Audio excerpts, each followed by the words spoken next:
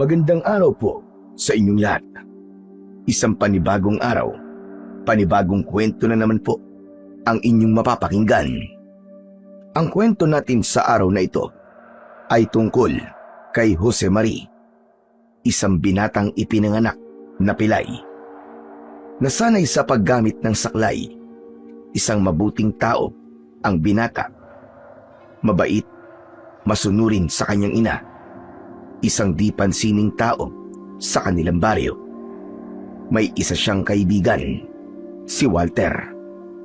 Isang araw, habang nanonood siya ng basketball, may nakilala siyang isang matandang babae. Ito ang nagbigay sa kanya ng isang itim na baso. Ang matandang yun ay namatay ng araw ding yun.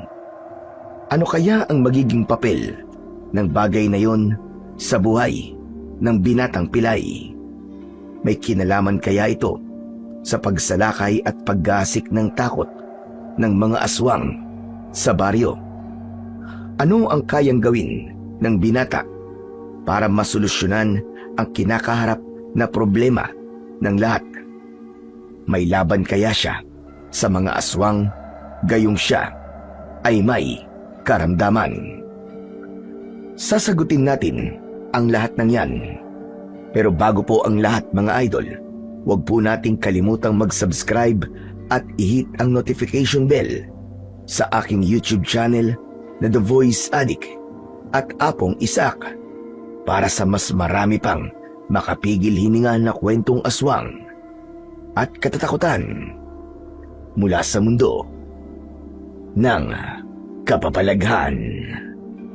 Umpisahan na po natin ang kwento. Jose Mari anak, buti naman at nakauwi ka na. Saan ka na naman ba galing ha? Pasensya na po nay, di na po ako nakapagpaalam. Ang tagal niyo po kasing dumating eh. Kasi nagka-aberya yung jeep na sinakyan ko. Ang tagal bago umandar ulit, kaya natagalan din ang pag-uwi ko. Ayos lang po nay. Napansin ni Nanay Pilar ang lungkot sa muka ng anak. Halos di makatingin si Jose Mari sa kanya. Saan ka na naman ba galing? Huwag mong sabihin sa bahay na naman ni Karen. Hindi sumagot si Jose Mari. Yumuko lang siya at dahan-dahang tumango. Opo nay. At tulad ng dati, hindi mo na naman siya nakausap ano? Opo. Anak, pakiusap ko lang. Tama na. Huwag ka nang bumalik doon. Ayokong nakikita kang nalulungkot ng ganyan anak. Tanggapin mo na lang na hindi kayo para sa isa't isa ni Karen. Tama po kayo nay. Matagal na rin po buhat nung nililigawan ko siya. Pero wala eh. Hindi niya talaga ako gusto. Sino ba naman kasi ang magkakagusto sa katulad kong pilay? Wala naman akong halaga dahil sa kapansanan kong ito. Tumayo si Nanay Pilar. Lumapit sa anak at marahang hinaplos ang buhok nito. Kita sa mukha niya ang sakit na nadarama para sa anak. Anak, hindi sa katawan nasusukat ang halaga ng isang tao. Kapag totoo ang pagmamahal, tatanggapin ka kahit paanong kapansanan mo. Baka hindi lang talaga si Karen ang para sa iyo anak. Pero darating din yung babae na makikita ka, hindi dahil sa kapansanan mo, kundi dahil sa kabutihan ng iyong loob, anak. Tama po kayo. Kaya po simula sa araw na to, hindi na po ako babalik sa bahay ni Karen. Ayoko na rin pong marinig ang panlalait ng tatay niya sa akin. Ano ka mo? Nilalait ka ni Ruben? Opo, madalas. Aba, walang yang taong yun ha. Pati ba naman may kapansanan hindi pinapalampas? Hindi ba niya alam na pwede siyang kasuhan sa ginawa niya?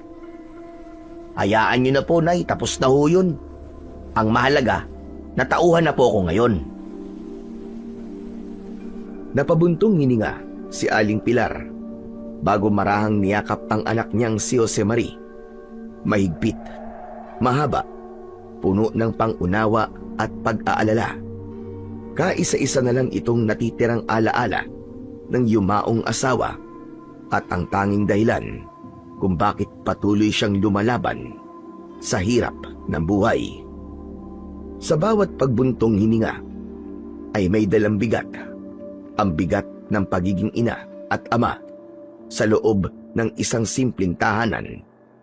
Kung siya lang ang masusunod, hindi niya hahayaang si Josemarie ay maiwang mag-isa sa kanilang bahay.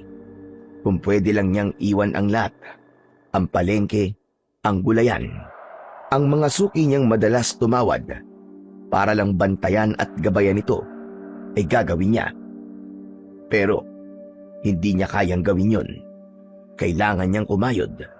Kailangan niyang itaguyod ang kinabukasan nilang dalawa. Araw-araw siyang nagbubuhat ng mga bayong ng gulay, ampalaya, kamatis, repolyo at talong mula sa baryo patungong palengke. Mahaba ang biyay, mabigat ang dala, pero mas mabigat ang pangarap niyang mabigyan ng maayos na buhay ang anak. Gusto niyang makapag-ipon, kahit pabarya-barya lang, para balang araw ay makapasok si Josemarie sa kolehiyo. Hindi niya maaatim na habang buhay ay nakikita ang anak na naglalakad sa langsangan. Pilay at tila pasan ang buong daigdig. Ngunit sa kabila ng lahat ng ito, isang bagay lang ang pinanghahawakan ni Aling Pilar. Hindi dapat mawalan ng pag-asa ang anak niya. Dahil habang siya ay nabubuhay, gagawin niya ang lahat. Basta't wag lang mawala ang pag-asa ni Josemarie sa sarili at sa buhay. Nay, punta po muna ako sa basketballan ha. May laro kasi si Walter ngayon eh. Manonood lang po ako. O sige anak, basta ba laging mag-iingat sa lakad, Josemarie? At talagang inunahan mo pa ako sa linya ko ha? Ikaw talagang bata ka. Iyon po kasi ang lagi niyong sinasabi kapag nagpapaalam po ko eh. Sige po nay, alis na po ako. Baka wala na po ako maabutan dun eh. O sige na, huwag ka magpapaabot ng gabi ha. Opo nay, babay po. Naglakad na siya palabas ng kanilang bahay. 5 bahay lang ang pagitan ng bahay nila sa court. Matatagpuan ito sa dulo ng kalye, tabi ng kalsada. Pagkarating niya doon ay naupo siya at pinagmasdan ang mga naglalaro at si Walter. Habang abala siya sa pagmamasid, ini-imagine niya ang sarili na siya ang naglalaro. Mula sa pagpasa, sa pagdidribol at pag-shoot ng bola, at higit sa lahat, sa kanyang imahinasyon. Buo ang katawan niya. Tumatakbo siya, tumatalon, kasama siya sa laro. Tinatawag ang pangalan niya at tumatawa silang lahat.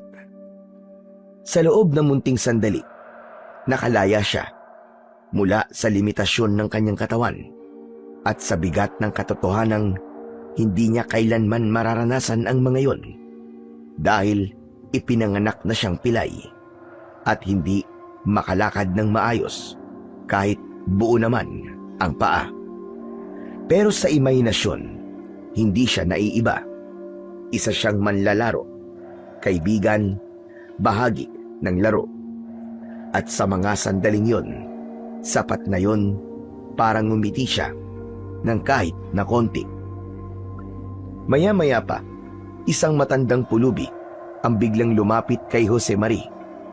Payat na payat ito, may bit-bit na sira-sirang bayong at balot na balot ang katawan sa lumang jacket kahit tirik ang araw.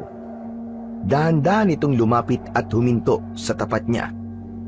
Bigla na lang itong nanlimos sa binata ng pagkain. Napakamot pa sa batok si Josemarie.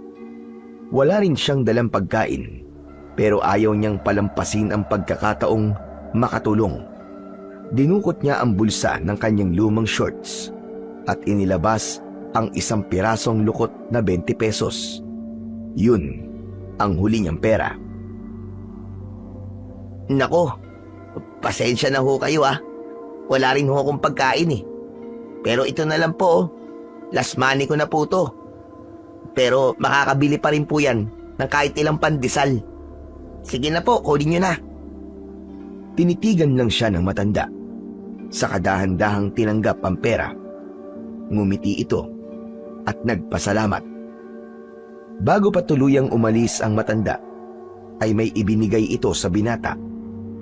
Isang basong kulay itim na may kakaibang ukit sa gilid. Hindi sana ito tatanggapin ni Josemarie, pero dahil ayaw niyang mapahiya ang matanda, ay tinanggap niya ang bagay na yon. Sabi ng matandang babae, ay pasasalamat yun sa kanyang kabutihan. May lamang tubig ang baso. Inutusan siya ng matanda na inumin yun. Salamat po Lola, pero hindi naman po ako nauuhaw eh. Ngunit ipinagpilitan ng matanda na inumin ang tubig. Kaya naman, walang nagawa ang binatang pilay, kundi inumin yun. Hindi na siya nag-inarte pa, ni hindi inisip na baka marumi ang tubig na kanyang ininom. Inubos niya ang laman ng baso. Napangiti ng malapad ang matanda. Tapos ay umalis na ito. Ipinatong niya ang baso sa upuan.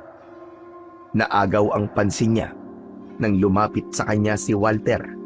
Dala ang bola na pinapatalbog-talbog pa nito sa simento. O pre, nandito ka na pala.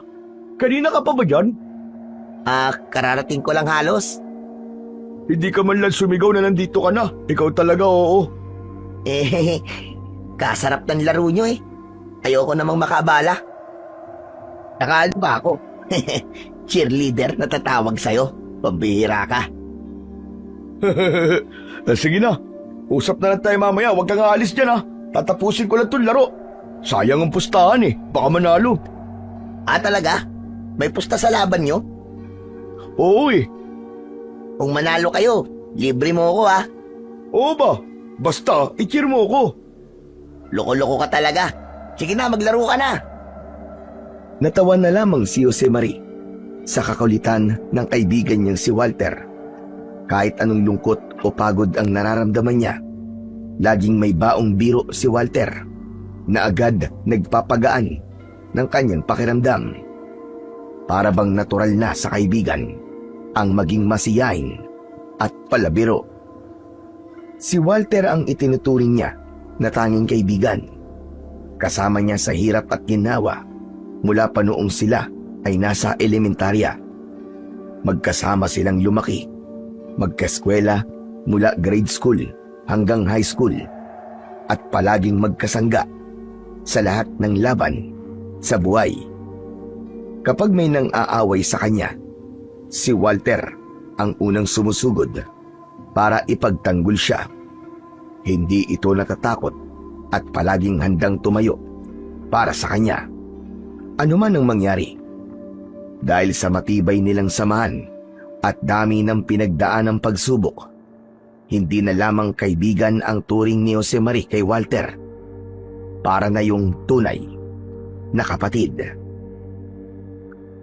Nagsimula na muli ang laro. Masaya at masigla ang lahat. Ngunit si Josemarie ay biglang nakaramdam ng matinding tawag ng kalikasan.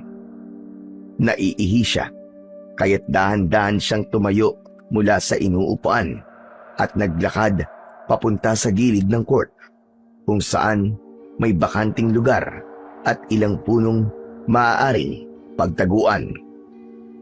Habang papalapit siya sa gilid, napansin niyang may papalapit na malakas na ingay mula sa kalsadang malapit sa court.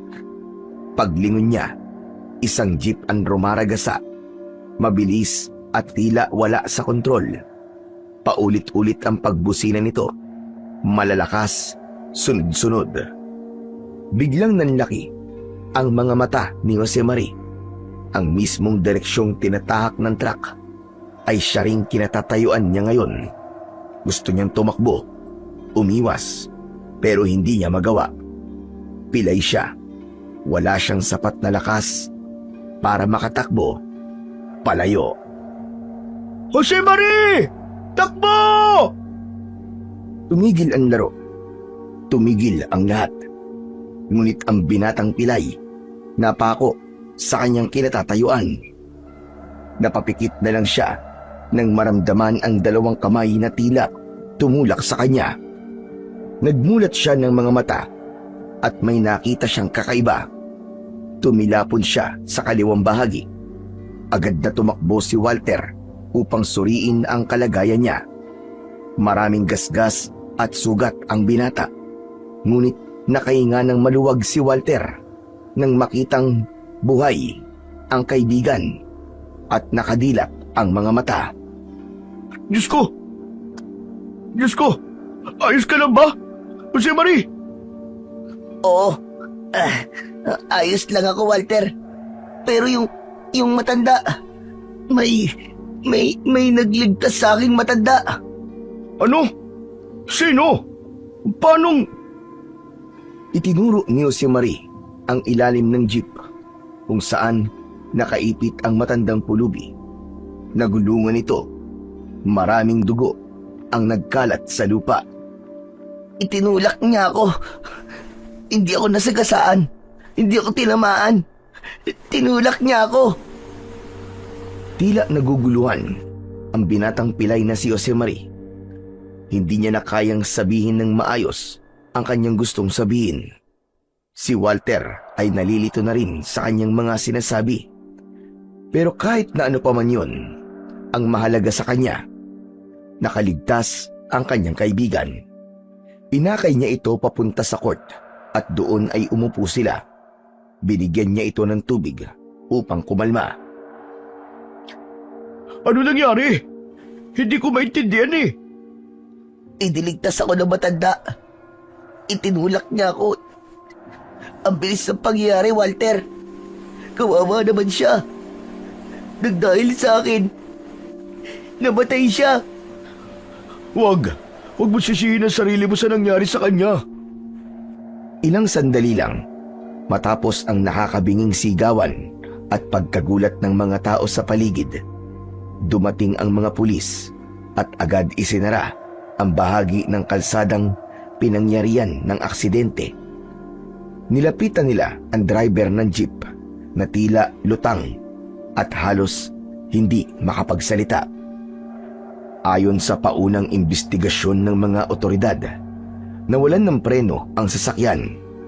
Habang abala ang mga pulis sa lugar ng insidente, tahimik na inaalalayan ni Walter si Jose Marie papauwi sa kanila.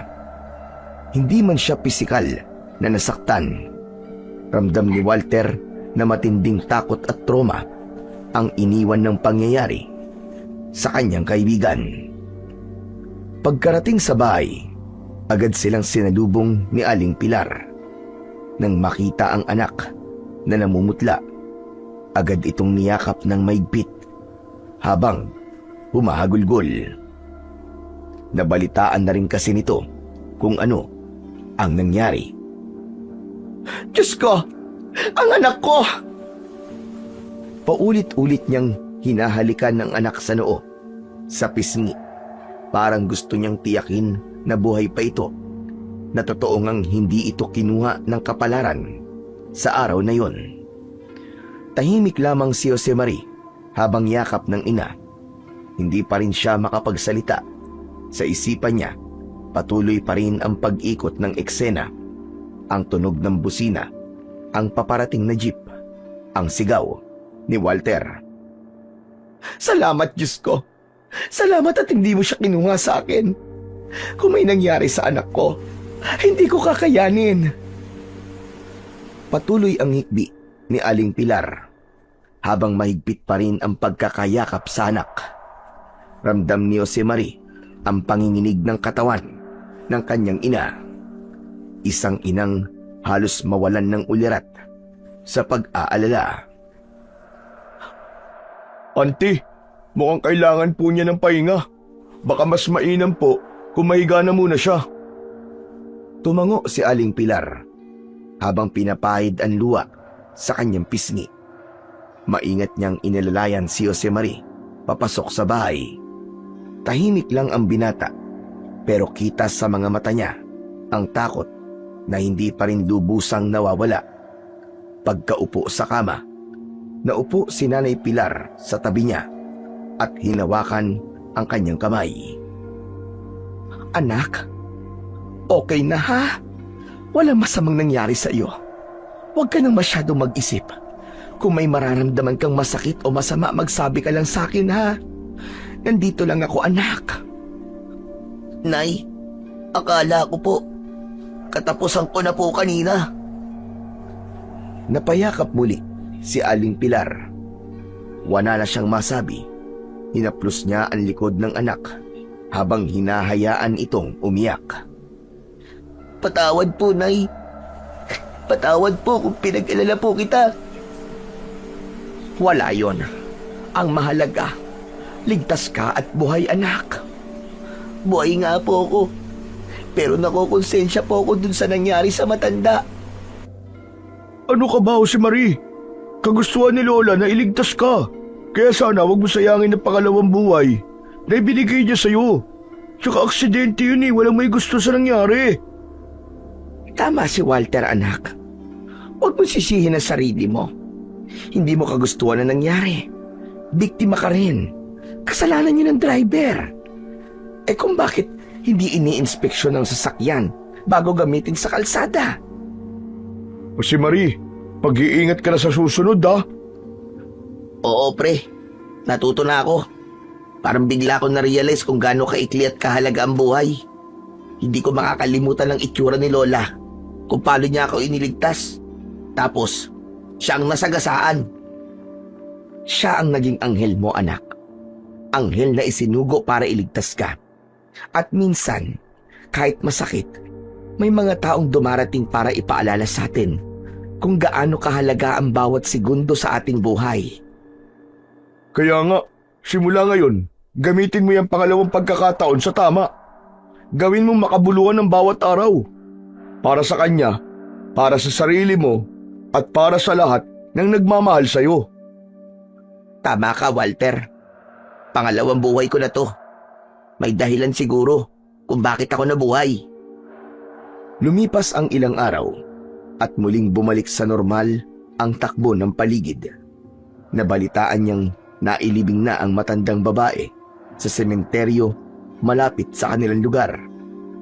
Tahimik at payak daw ang naging burol. Halos walang kamag-anak na dumalo, kundi ilang kapitbahay at mga taong nakasaksi ng kanyang kabayanihan at ang asawa nito. Wala nang iba pa. Isang hapon, nagdesisyon si Josemarie na dalawin ang puntod ng matanda. Nagsuot siya ng simpleng puting polo at nagdala ng munting bulaklak, isang maliit na palumpon ng mga daisy. Tahimik siyang pumasok sa sementeryo. Sa dulo, sa ilalim ng isang puno ng akasya, natanaw niya ang isang simpleng lapida. Walang magarbong palamuti, walang mamahaling inskripsyon. Umupo siya sa tabi ng puntod at maingat na inilapag ang mga bulaklak. Tinitigan niya ang lapida at bagamat walang larawan, dama niya ang presensya ng matanda. Parang naroon ito, tahimik na nakangiti, gaya ng huling sandali na magkausap sila. Lola, salamat po sa pagliligtas niyo sa akin. Nandito rin ho ako para humingi ng tawad sa nangyari sa inyo. Siya nga po pala, dala ko po ang baso niyo. Heto po oh. Inilapag niya ang baso sa ibabaw ng puntod at inilabas niya ang baon niyang maliit na bote ng alak. Sinalina niya ang baso at inialay sa puntod ng matanda. Tapos ay nagsindi siya ng kandila. Kumusta po kayo dyan, Lola? Bagyang yumuko ang binata. Pagkatapos sabihin yun, tahimik ang paligid. Walang maririnig kundi ang mga ugong ng mga tricycle na dumadaan sa kalsadang malapit sa sementeryo. May halong lungkot ang tinig niya ng mga oras na yon. habang nakaupo sa tabi ng puntod. Iniisip niya kung gaano kabait ang matandang nag-alay ng kanyang buhay para sa kanya at kung paano niya maibabalik ang sukli sa kabutihang yon. Bigla, may narinig siyang kaluskos mula sa kabilang lote ng sementeryo. Pumunot ang noo niya at agad na palingon sa pinanggagalingan ng ingay. Sa tabi ng isang puno, sa may di kalayuan, may natanaw siyang isang figurang nakasuot ng itim mula ulo hanggang paa. Hindi ito gumagalaw, ngunit parang sa kanya nakatingin. Hello po. Magandang araw po sa inyo. Sino po kayo? Hindi sumagot ang kanyang kausap. Imbis na magsalita, dahan-dahang umatras ang misteryosong nilalang at tuluyang naglakad palayo hanggang sa nawala sa likod ng mga damo at matataas na nicho. Akmang susundan sana ito ni Josemarie, ngunit bigla siyang natigilan. May kakaiba siyang naramdaman. Nanlaki ang mga mata niya. Tumingin siya sa kanyang mga paa at doon niya napagtanto ang hindi kapani-paniwalang katotohanan. Nakatayo siya ng diretsyo nang walang saklay.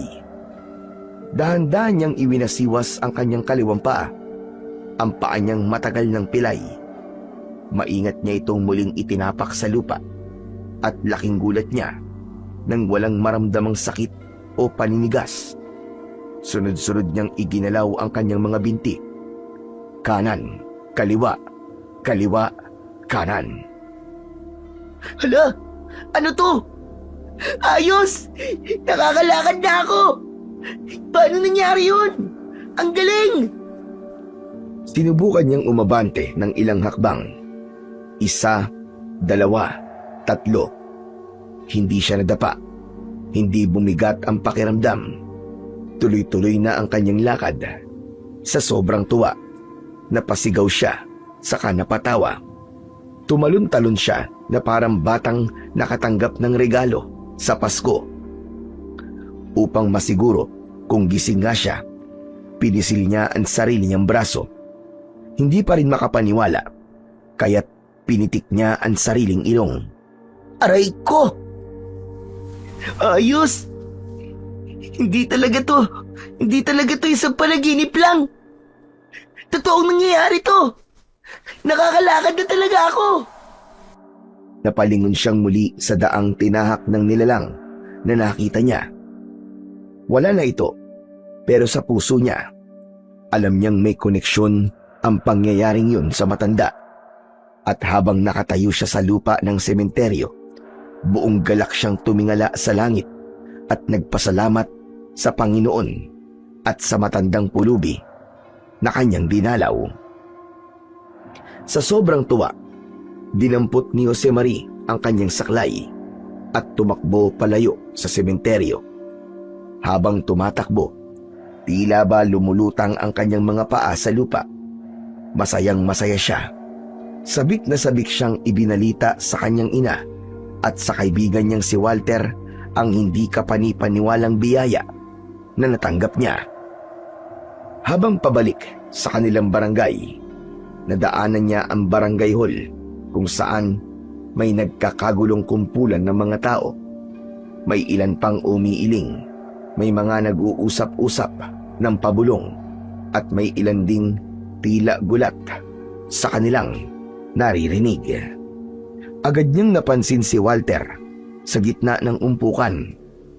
Nakatayo at nakikiramdam. Halatang nakikiisyoso sa nangyayari. Nilapitan siya ni Josemarie at tinapik ito sa braso. Pre! Huy! Oh, ikaw pala Josemarie. Akala ko kung sinong makulit na bata lang eh. Grabe ka naman. Ano bang ginagawa mo dito? Tsaka, ba't ang daming tao dito? Naku, seryoso to. Baka magulat ka. Eh ano nga kasi? Ba't di mo pa sabihin kaagad? Oo na. Di naman makapaghintay to. Sasabihin ko na. Makinig ka mabuti. Tumango si Josemarie. Sabik na malaman ang balita. Ngunit habang nagsisimula na si Walter sa kanyang kwento, hindi pa rin ito napapansin ang pinaka-importanting bagay sa lahat, na si Jose Marie ay nakakatayo na at nakakalakad na ng walang saklay. Lahat ng tao dyan sa loob ng barangay hall, humihingi sila ng tulong. Naghihintay sila ng mga pulis kasi nawawala ang kanilang mga anak. Ano ka mo? Kailan pa to nangyari? Kagabi lang. Sa dami niyan, sabay-sabay na nawala. Paano nangyari yun? Yun nga din ang ipinagtataka ng lahat eh. Ibig sabihin may kidnapper na dito sa baryo natin? Aba, tapos wala man lang nakapansin? Kaya nga eh. Nako, kawawa ang mga bata no. Uso pa naman ngayon yung kinikidnap tapos yung bentahan ng mga laman loob. Nakakaawa talaga.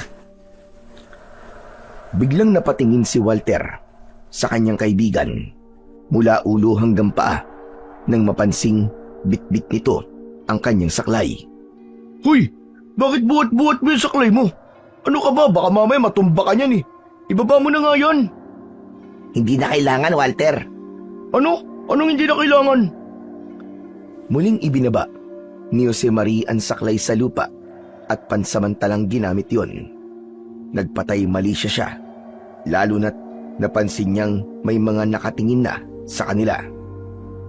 Tahimik niyang hinawakan si Walter sa braso at marahang hinila ito palayo sa kumpulan ng mga tao.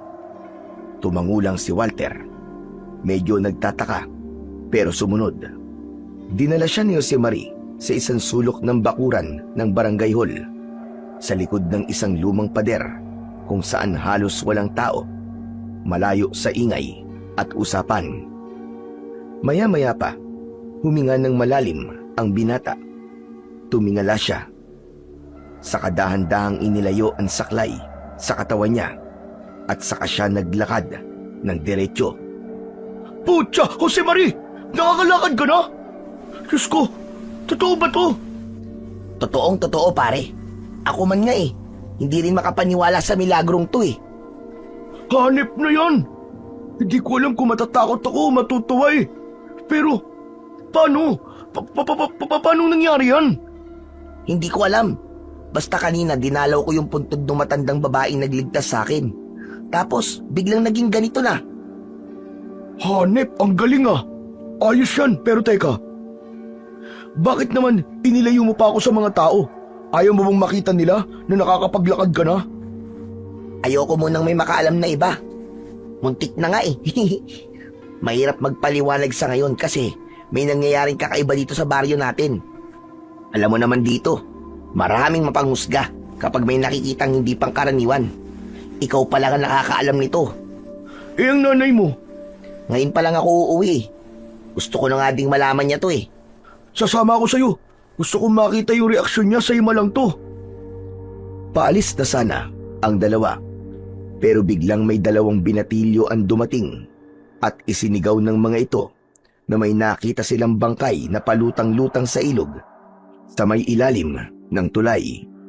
Kaagad na nagpunta ang mga tanod at si kapitan sa lugar. Sumunod na din silang dalawa para malaman kung totoong meron ng bangkay sa ilog. Pagdating sa lugar, nakita nila ang dalawang bangkay ng bata. Pugot ang ulo, wakwak ang tiyan na parabang kinatay. Wala nang lamang loob. Grabe naman. Mga hayop ang gumawa nito sa mga bata. Kaya nga, tao pa bang may gawa niyan? Parang mga demonyo na.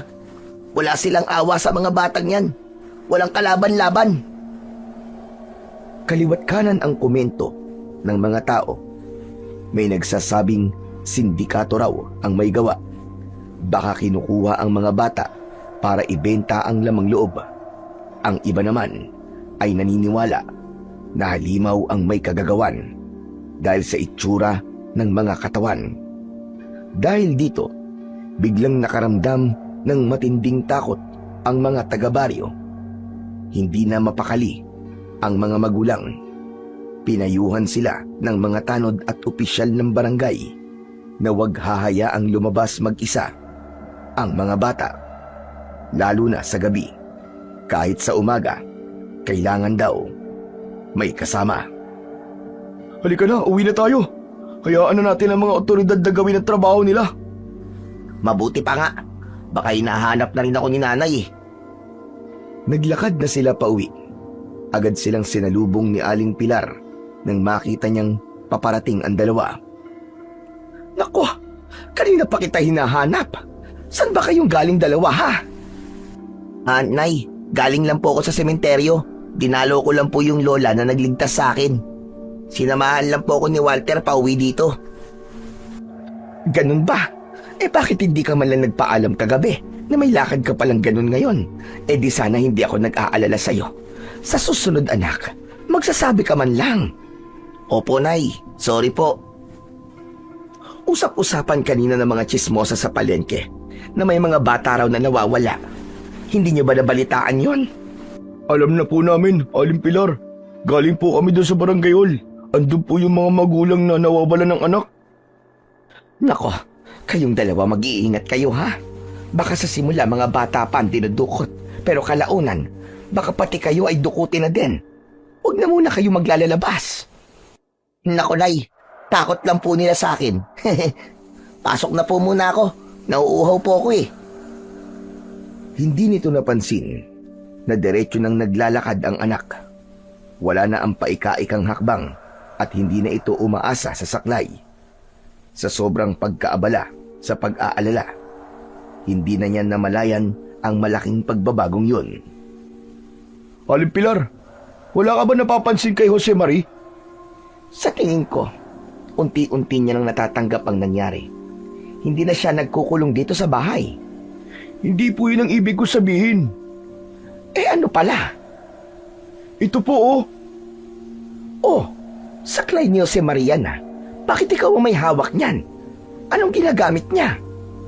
Wala po siyang ginagamit na saklay. Teka, aba, oo nga no. Naglakad siya kanina papasok ng bahay. Nakakalakad na si Jose Maria. Tumpak po! Tama kayo, Aling Pilar! Diyos ko, nakakalakad na ang anak ko. Nakakalakad na si Jose Maria. Napahawak siya sa dibdib habang unti-unting tumulo ang luha sa kanyang mga mata. Hindi niya napigilan ang pag-iyak, hindi dahil sa lungkot, kundi sa sobrang saya na matagal niya nang inaasam. Jose Maria! Jose Maria, anak! Pinaikot-ikot ni Aling Pilar si Jose Marie. Parang ayaw pa ring maniwala sa nakikita. Paulit-ulit niyang tinitignan at hinahaplos ang mga paa ng anak. Baka sakaling nagkakamali lang siya. Pero totoo, nakakalakad na nga ito. Mabilis siyang lumuhod sa sahig. Pinagdaop ang dalawang palad at tumingala sa langit. Maraming salamat po, Panginoon. Maraming salamat po sa himala. Nay, ngayong nakakalakad na ako, hindi na po ako magiging pabigat. Matutulungan ko na po kayo sa paghahanap buhay. Anak, hindi ka naman naging pabigat sa akin buhat noon. Ano ka ba? Ikaw ang dahilan kung bakit ako patuloy na lumalaban araw-araw.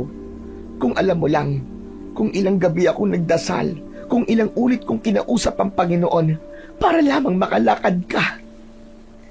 At narinig ka na niya ngayon, Nay. Ito po, nakakalakad na po ako. Nako, napakabuti talaga ng Panginoong Diyos. Kaya nga po hindi talaga siya natutulog para po sa mga katulad natin. Teka, tama na nga muna at baka magkaiyakan pa tayo ng todo. Tara na't kumain na muna tayo. Nagluto ako ng paborito mong tinola. Sige po, gutom na rin po ako Halika na rin, Walter. Saluhan mo kami. Sumunod na rin si Walter sa mag-ina at nagsalo sila sa isang masarap na tanghalian. Masaya silang tatlo. Tila nakalimutan bigla ang mga pangit na nangyayari sa baryo. Habang kumakain, napuno ng kwentuhan at tawanan ang hapagkainan. Panay ang puri ni Jose Marie sa tinola at tuwang-tuwa naman ang nanay niya habang pinagmamasdan siyang magana sa pagkain. Pagsapit ng gabi, maagang natulog ang mag-ina sa kani-kanilang mga kwarto. Ngunit sa kalagitnaan ng pagtulog, isang masamang panaginip ang dumalaw sa binata. Sa kanyang panaginip, may kumakalabog sa bubungan ng kanilang bahay. Tumayo siya at tinungo ang pinto. Dahan-dahan niya itong binuksan at bumungad sa kanya ang isang nilalang na may kahindik-hindik na itsura. Isang aswang. Matangkad ito, payat na parang kalansay. Nangingitim ang balat at mahahaba ang mga kuko.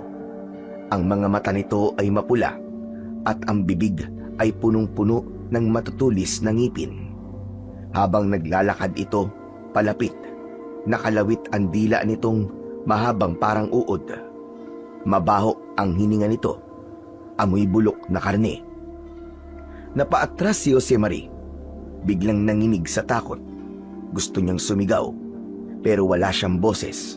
Gusto niyang kumilos, pero tila naparalisa ang kanyang katawan. Dahan-dahang lumapit ang aswang sa natutulog niyang ina. Tinakpan niya ang kanyang bibig. Pinipigilang umiyak. Sa isang iglap, sinunggaban ng aswang si Nanay Pilar. Napadilat ito sa sakit, ngunit hindi na siya nakasigaw. Kinagat ito sa leeg at hinila palayo sa kama. Walang nagawa si Josemarie. Pinanood lang niya kung paanong nilapa ng aswang ang kanyang ina sa mismong harap niya. Anak! Anak, gising! Anak! Biglang napabalikwas ng bangon ang binata nang mapagtantong nananaginip lang siya at buhay ang kanyang ina. Bigla siyang napayakap dito ng mahigpit. Nay! Anak! Ano ba nangyari sa iyo? Pinabangungot ka ba, ha? Opo, Nay. Grabe po ang sama ng panaginip ko. Buti na lang po at ginising niyo po ako. Naririnig kasi kita na parang umuungol. Pagtingin ko, pawis na pawis ka. Kaya naisip ko, baka binabangungot ka nga. Ano bang napanaginipan mo, anak? Nay, nakita ko po may pumasok po na aswang dito sa bahay natin. Napakapangit, Nay, nakakatakot. Ang laki ng mata, pulang-pula. Tapos ang dila niya ang haba-haba, para pong ahas. Balot po siya ng itim na balahibo at ang ngipin po niya, Diyos ko, puro matutulis, parang mga kutsilyo. Tapos po, Nay, kinuha ka niya. Kinain ka po sa harap ko. Gusto po kitang tulungan pero hindi po ako makagalaw. Para pong naparalisa ang katawan ko sa takot. Wala po akong nagawa, Nay. Anak, kalma lang. Panaginip lang yon. Nandito lang si Nanay. Buhay at buo. Wala kang dapat ikatakot. Ang totoo po, Nay, natatakot talaga ako. Parang totoo po ang lahat eh. Parang totoo talaga yung aswang. Baka may masama talagang mangyari. Anak, minsan dala lang ng pagod o isip ang mga ganyan. Pero sige, para mas gumaan ang pakiramdam mo, ikukuha mo na kita ng malamig na tubig, ha? Sandali lang, hintayin mo ko. Tumayo si Nanay Pilar at lumakad papunta sa kusina. Naiwan si Josemarie sa kama. Tulala, napahawak siya sa dibdib niya. Ramdam pa rin ang kaba at pawis. Hindi niya alam kung simpleng bangungot lang ba talaga yon o babala ng kung anong paparating. Oh, heto anak, uminom ka muna ng tubig. Mukhang nanlalamig ka pa eh. Salamat po, Nay. Magdasal ka muna bago matulog ulit, ha? Para hindi ka na bangungutin. Nay? Napatingin siya sa baso. Parang may biglang pumasok sa isip niya. Nay, nakita niyo po ba yung basong itim? Basong itim? Yung parang may ukit-ukit sa gilid, yung ba? Opo, Nay, naalala niyo po? Abay, oo. Naalala ko yun. Bakit may nahanap? Naalala ko lang po bigla. Nasaan po ba yung baso, Nay? Abay, hindi ko alam. Hindi ko naman nahawakan yung kahit isang beses. Natampal ni Josemarie ang sariling noo nang maalalang naiwan pala niya yon kahapon sa sementeryo. Sa sobrang saya niya kasi na ibalita na maayos na siyang nakakalakad, ay naiwan niya ang baso at saklay lang ang nabitbit. Naiwan ko po pala sa sementeryo. Nay, babalikan ko lang po bukas ha. Ay nako, kalimutan mo na nga ang basong yon. Ang dami-dami nating baso dito sa bahay. Bakit mo pa kasi hinahanap yung kakaibang baso na yon? Babalikan ko po talaga, Nay. Nangako po kasi ako na iingatan ko yun eh. Bigay po sa akin yun ng matandang babae na nagligtas sa buhay ko. O siya, ikaw ang bahala. Basta't matulog ka na anak ha. Huwag ka na masyado mag-isip. Lalabas na sana ng kwarto si Nanay Pilar nang bigla silang makarinig ng malalakas na sigawan mula sa kapitbahay. Nay, ano yun? Aba, parang may gulo ah. O baka may sunog. Tara nga silipin natin. Baka kailangan nila ng tulong. Magkasunod na malalakas na sigaw ang muli nilang narinig. Tapos ay sinundan pa ito ng tila mga kalabog. Agad na binuksan nila ang pinto sa sala. Biglang may isang babae na lumapit sa kanila. Hingal na hingal. Itinulak silang mag-ina at saka mabilis na isinarado ang pinto. Aling Gracia, ano po nangyayari sa labas? Nanginginig ang babae. Makikita sa kanyang mga mata ang sobrang takot. Umiiyak nitong sinabi na may mga nilalang na pumasok sa kanilang bahay at kinuha ang kanyang 3 anak. Kaagad nitong inilarawan ang mga nilalang na kumuha sa mga bata. Diyos ko po, totoo ba yung mga sinasabi mo? Anong nilalang ang mga yon? Mga aswang, Nay. Sigurado ako mga aswang ang sinasabi niya. Katulad yun sa mga nilalang na nakita ko sa panaginip ko kanina, Nay. Sigurado ka ba, Jose Marie? Oo, Nay. Nako kung totoo yan, mabuti pa isiguraduhin mong sarado ang lahat ng mga pinto at bintana natin. Dalian mo, anak!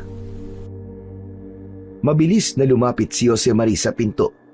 Bagyang binuksan niya ito at sumilip sandali sa labas. May nakita siyang imahe ng lalaking nakaitim na nakatayo sa ilalim ng puno na nasa bakuran nila. Hoy! Sino ka? Anong ginagawa mo rito sa amin, ha? Ngunit walang sumagot. Tumalikod ang lalaki at biglang nawala sa dilim. Kagad na isinarado ni Jose Marie ang pinto. Hindi na sila muling nakatulog. Sa halip, magdamag silang nagbantay. Hawak ni Jose Marie ang isang kahoy na may pako sa dulo, habang si Nanay Pilar naman ay may hawak na krusipiho at patuloy na nagdadasal. Naglagay sila ng asin sa bawat sulok ng bahay. Patuloy ang ingay sa labas. May mga sumisigaw, umiiyak at humihingi ng tulong. Nagkulong sila sa sala habang naghihintay sa pagsikat ng araw. Kinabukasan, maaga silang nagpunta sa barangay hall para isumbong ang kakaibang pangyayari kagabi. Pagdating nila roon, laking gulat nila nang makita ang dami ng taong nagtitipon-tipon. Halos lahat ay may pare-parehong kwento. Dinukot ang kanilang mga anak. Mabilis na kumalat ang takot sa buong barangay. Dahil sa sunod-sunod na kaso ng pagdukot sa mga bata sa iba't ibang parte ng barangay, agad na kumilos ang kapitan. Tinawag niya ang lahat ng kagawad, tanod at mga lider ng purok upang magpulong. Pinag-usapan nila ang mga gagawing solusyon sa kanilang problema. Samantala, nagpaalam naman si Jose Marie sa kanyang ina. Tulad ng dati, kapag nasa labas siya, ay gamit pa rin niya ang kanyang saklay. Wala sa baryo ang nakakaalam ng tunay niyang kalagayan. Naisip niyang sa mga masasamang pangyayari sa baryo nila, malamang ay hindi papaniwalaan ng mga ito ang isang himala. Nag-ingat siya. Ayaw niyang maging siya ay pag-isipan ng masama ng mga tao. Nagtungo siya sa sementeryo, ngunit sa kanyang pagkadismaya, wala na sa ibabaw ng puntod ang basong itim. Naku, Lola.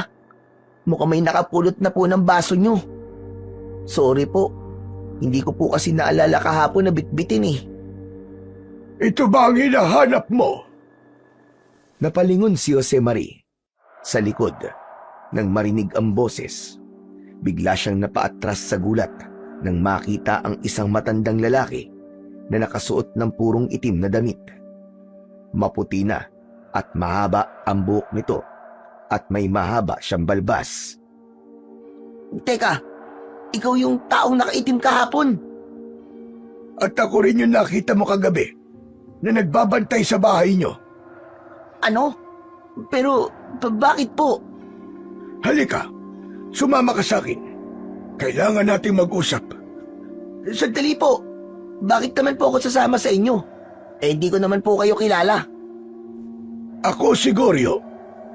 Ngayong kilala mo na ako. Sumama ka sa akin. Importante ang pag-uusapan natin iyo. Bakit hindi nyo na lang po sabihin ng diretso sa akin dito? Napalingon sa paligid si Manggorio. Tila tinitignan kung may nagmamasid o may nakabantay sa kanila. Hindi pwede dito.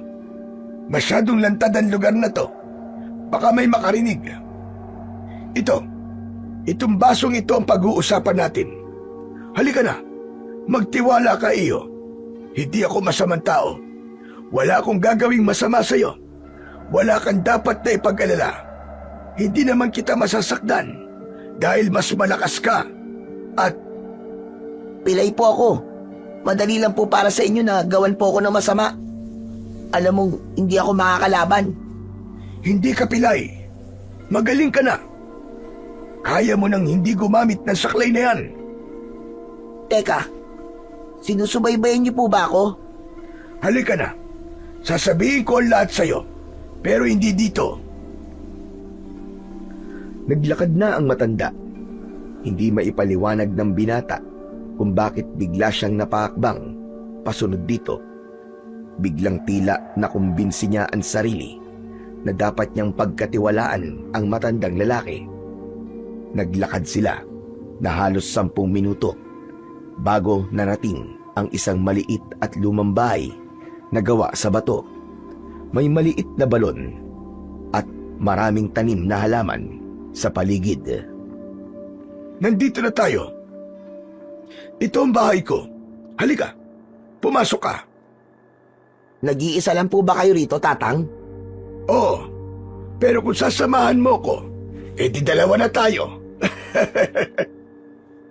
Si Tatang, palabiro po pala kayo ah. Sige na, maupo ka na muna riyan. Pasensya ka na, medyo magulo ang bahay ko. Wala na kasi ang asawa ko eh. Kaya ako na lang ang gumagawa ng lahat ng ito. Ganun po ba? Pasensya na po. Nakikiramay po ako, Tatang. Umikot ang mga mata ng binata sa kabuuan ng sala. Napatitig siya sa isang larawan na nakasabit sa may dingding. Natigilan siyang bigla nang makilala ito. Teka, siya po yung asawa niyo? Oo, siya si Aguilina. Namatay siya kamakailan lang. Nagulungan ng jeep. Biglang napaatras ang binata nang marinig ang sinabing yun ni Manggorio. Nakaamoy siya ng pangalib. Inihanda niya ang kanyang sarili. May balak po ba kayong masama sa akin? Ano ka mo? Abay wala. Wala akong balak na masama sa'yo iyo. Relax ka lang. Baka po kasi sinisisi niyo ako sa pagkamatay niya eh. Si Lola po, namatay siya dahil po sa pagkakaligtas niya sa akin. Nako, hindi iyo. Nagkakamali ka. Hindi kita sinisisi. Alam mo, nangyari na ang nangyari at wala na tayong magagawa doon. Tanggap ko na. Tanggap ko na ang naging kapalaran ng asawa ko. At naiintindihan ko kung bakit kailangan kanyang iligtas. Po, ano po bang ibig niyo sabihin? Inaasahan ko na darating ang araw na yon iyo. Matanda na kami. Matanda na ang asawa ko. Matagal niyang inalagaan ang mutya ng itim na baso. Nahanap ka niya. Ikaw ang bagong tagapangalaga. Ho? Paano pong ako? Ikaw ang napili ng mutya na maging bagong tagapangalaga. Kaya sana, huwag mo itong biguin. Nakasalalay sa'yo ang kapayapaan ng buong lugar. Teka, naguguluhan po ako eh. Lalo na po, ano po ba yung mutya? Bakit po ako napili?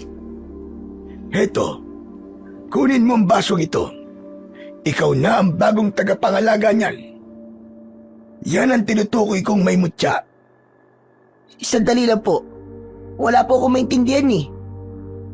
Ang mutya ang pumili sa'yo. Hinanap ka ni Agilina at gumawa siya ng paraan para mapasayo ang mutya ng gamo-gamo na nakalagay sa basong yan. May dahilan kung bakit ka nabuhay iyo. Ang dahilan, ikaw ang magiging tagapagligtas ng baryo. Ako? Tagapagligtas? Paano po yun? May kapangyarihan ng basong yan na pinagkalooban ng mutya ng gamo-gamo. Kapangyarihan? Ano pong kabaliwan ang sinasabi nyo? O paano magkakaroon ng kapangyarihan ng basog to? Yan ang nagbigay ng himala. Ang basong yan ang dahilan kung bakit ka nakakalakad ngayon. Ano? Itong basong to? Tama ka nang narinig. Ang basong ito, ang tunay na dahilan ng iyong paggaling. Hindi basta-basta gamit ito. Marami siyang kakayahan at yun ang kailangan mong matutunan. Halika, lumapit ka. Tignan mong mabuti ang gagawin ko. Kumuha ng tubig si Manggorio at pinuno ito ng tubig. Hawakan mo ang baso, tapos baligtarin mo. Binaliktad nga ni Jose Mari ang baso at nanlaki ang mga mata niya. Ang tubig sa loob, imbis na tumulo pababa, ay nanatili lamang sa loob ng baso. Dahan-dahan niyang ibinalik sa patuwid ang baso at saka palang gumalaw ang tubig. Unti-unting bumalik sa normal na anyo na para bang walang nangyaring kakaiba. Napaatras siya ng bahagya. Wow! Totoo po ba to? O ano? Naniniwala ka na ba? Paano pong nangyari yun? Ang galing! Ngayon naniniwala na po kung may kapangyarihan nga ang basong to. Pero ano naman pong kinalaman nun sa sinasabi po niyong ako magiging tagapagligtas ng baryo? Kaya nitong makilala kung sino ang mga aswang na nag-aanyong tao sa paligid. Aswang? Kung ganon, may koneksyon nga ang basong ito sa mga nangyayaring masama sa baryo. Meron, pero hindi siya masama. Ang bagay na yan ang magagamit mo para solusyonan ang problema ng baryo nyo. Ang mga alagad ng dilim, nag-aasik na sila ng lagim dahil nalaman nilang patay na si Agilina. Teka, sandali lang ho. Hindi po ako pwedeng maging tagapagligtas eh. Isa lang po akong ordinaryong tao. Di po ako marunong makipagsuntukan. Takot nga din po ako sa multo eh. Walang problema. Tuturuan kita. Teka, Tatang, pasensya na po. Hindi po ako interesado dyan. Ayoko pong makisali sa gulo. Tahimik po ang buhay ko. Biglang sumiryoso ang muka ng matanda. Tinitigan nito si Jose Mari at sa unang pagkakataon, naramdaman nito ang galit at pagkadismaya ng matanda. Anong hindi mo kaya? Ikaw ang pinili ng mutya ng gamo-gamo na nasa basong yan. Ang kapangyarihan nito ay hindi basta-basta ibinibigay sa kahit kanino lang. Ibinigay yan sa'yo ni Agilina dahil ikaw ang may kakayahang humawak niyan. Pero, bakit ako? Wala naman po akong kwentang tao eh. Tama na ang pagdududa. Ang oras ay tumatakbo. Hindi mo alam kung gaano kalala ang panganib na paparating. Kung hindi ikaw, sino? Sasayangin mo ba ang pagkakataong iligtas ang mga mahal mo sa buhay? Sige nga. Pero, takot po talaga akong kalabanin ng mga aswang. Nakakatakot po ang itsura nila. Nakita ko na po sila sa akin panaginip eh. Ano pa kaya kung sa personal? Paano kung ako ho ang mapatay nila? Hindi mo pwedeng talikuran ng responsibilidad mo nang dahil lamang sa takot. Basta po, Tatang. Ayoko po niyan. Kunin niyo na po. Ibabalik ko na po sa inyo to. Maghanap na lang po kayo ng ibang tagapagligtas. Tumayo si Jose Marie at tumalikod. Nakakailang hakbang siya nang muling magsalita si Manggorio. Ganyan ka ba magpasalamat sa taong nagligtas ng iyong buhay? Pagkatapos ng sakripisyo niyang mailigtas ka, pagkatapos mong makalakad sa tulong ng itim na baso, sa bisa ng mutya ng gamo-gamo, babaliwalain mo ba ang lahat? Ganyang uri ka ba talaga ng tao, iyo? Hindi nakasagot ang binata. Alam niyang may katotohanan ang mga sinabi ng matanda, pero masyadong malaki ang responsibilidad na iniatang sa kanya. Alam niyang hindi niya ito kakayanin. Mawawalan ng saysay ang pagsasakripisyo ng asawa ko kung tatanggihan mo ang tungkuling nakaatang sayo. Kaya mo bang malagay sa panganib ang mga tao sa baryo? Maaatim ba ng konsensya mo na meron kang pwedeng gawin pero inaayawan mo, iniiwasan mo? Wala na si Aguilina, kaya kung may aswang na muling mag-aasik ng lagim, malulupit sila. Wala silang patatawarin. Ikaw lang, iyo. Ikaw lang ang tanging pag-asa namin. Pero, Tatang, paano?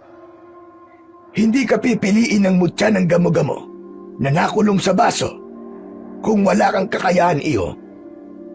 Hindi yan basta napupunta kanino man. Kailangan mo lang tanggapin ang tadhana mo, ang maging tagapagtanggol ng mga inosente. Hindi ko hahayaang may mangyaring masama sa pamilya ko o kahit kanino pa. Sige, Tatang. Tinatanggap ko na. Tatapusin ko ang sinimulan ni Lola Aguilina. Yan! Ganyan nga. Yan ang gusto kong marinig mula sa'yo. Huwag kang mag-alala. Hindi kita pababayaan. Bukas ng umaga, sisimulan na natin ng ensayo mo. 1 linggo lang ang meron ka. Kailangan mo matuto agad bago ang kabilugan ng buwan. Bakit? Ano pong meron sa kabilugan ng buwan? May isang grupo ng mga aswang na nag-aalaga ng mga sigbin. Nandudukot sila ng mga bata. Marahil ay upang ipakain sa kanilang mga alaga. Mga sigbin? Ano po ba ang mga yun? Isang uri ng hayop ang sigbin, pero mga aswang lang ang maaaring mag-alaga sa kanila. Para itong isang kambing na may matulis na nguso, pero matatalas ang kanilang mga pangil at ngipin. May pagkakawig din sila sa aso. May matutulas din silang mga kuko na nakakamatay. Napakadelikado po pala ng sigbin kung ganon. Oo, siyang tunay. Pero madali lang silang patayin. Kailangan mo lang silang pugutan ng ulo. Naku, nakakatakot naman po yun. Kaya ko po ba pumatay ng ganon? Niipis nga po eh. Makita ko lang na lumilipad eh. Nagtatatakbo na ako eh. Sigbin pa kaya? Kaya mo yan. Lalo na't hindi naman sila mabubuting nilalang. Mga kampon sila ng demonyo. Kaya huwag kang magpakita ng awa sa kanila. Sige po, sabi nyo eh. Pero, bakit po mga bata ang dinudukot nila? Dahil ang laman loob at dugo ng mga bata ay nagbibigay ng iba yung lakas din sa kanila. Gustong gusto ito ng mga aswang na yun at ng kanilang mga alaga. Minsan pa nga ay nabanggit sa akin ni Aguilina noon na ginagamit din nila sa ritual ng mga bata para sa pagpapalakas ng kanilang mga kapangyarihan. At yun ang magaganap sa pagbilog ng buwan. Napakasama naman nila. Oh, wala talaga silang kasing sama. Kailangan masugpo na sila sa lalong madaling panahon. Wala na silang takot dahil ang akala nila sa pagkawala ni Aguilina ay wala nang makakapigil sa kanila. Uubusin nila lahat ng mga bata at lahat ng tao sa baryo Kung ganun, wala na po pala akong ibang pagpipilian, kundi ang tanggapin po ang tungkulin. Ganyan ang dapat. Hindi kita pababayaan. Ako mismo ang magsasanay sa'yo. Sinabi ko na. Kahit po mahirap, gagawin ko po. Para po sa mga bata. Para po sa buong baryo. Mabuti. Simula bukas na madaling araw, sisimulan na natin ang pagsasanay mo. Pero tandaan mo, hindi lang lakas ng katawan ang kailangan dito. Kailangan mo rin ng tapang at talas ng isipan. Ang mga sigbin at ang kanilang mga amo ay tuso. Isa lang ang mali mo. Buhay mo ang kapalit. Naiintindihan ko po. O siya, sige na, umuwi ka na. Magpahinga ka't maganda. Bukas, magiging iba na ang takbo ng buhay mo. Umalis si Jose Marie. Tahimik habang naglalakad pauwi. Mabigat ang dibdib, ngunit buo ang loob. Alam niyang isang mapanganib na mundo ang papasukin niya. Pero alam din niyang hindi siya maaaring umurong. Pagdating sa kanilang bahay, ay ipinaalam niya sa kanyang ina ang napag-usapan nila ng matanda. Ipinakita din niya ang itim na baso na may nakapaloob na gamo-gamo. Ikaw? Lalabanan mo mga aswang? Aba, hindi ako papayag, anak. Ayoko. Delikado ang gagawin mo. Baka kung anong mangyari sa'yo, anak. Hindi ko kakayanin kapag mawala ka sa akin. Alam ko po nag-aalala kayo para sa akin, Nay. Pero pinapangako ko po mag-iingat po ako palagi. At uuwing buhay dito sa atin. Gagawin ko po ito para sa ikatatahimik ng ating lugar. Hindi rin naman po ako mapalagay na wala akong gagawin. Kahit ang totoo ay may kakayahan akong labanan sila. Kahit na anak, hindi mo sila obligasyon. Nay, isipin niyo pong mabuti. Maraming kabataan ang mawawala kung patuloy ang pagsalakay ng mga aswang dito sa atin. Pero anak naman, bakit ikaw? Dahil ako po ang pinili ng mutya ng gamo-gamo na nakalagay po sa salamin ng baso. Nay, makinig po kayo sa akin. Marami pong buhay na kasalalay dito. Buhay po nakataya. Ayokong dumating ang araw na tatalikuran ko ang tungkuling to tapos kayo naman po mapapahamak.